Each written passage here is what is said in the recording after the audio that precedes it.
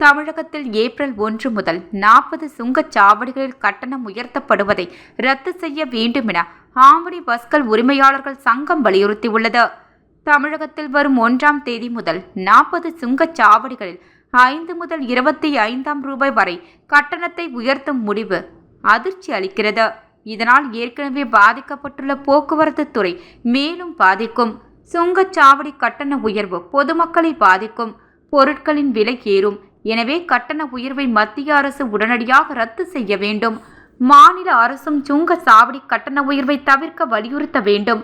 கடந்த 2 ஆண்டுகளில் 12 சுங்கச்சாவடிகள் புதிதாக அமைக்கப்பட்டுள்ளன.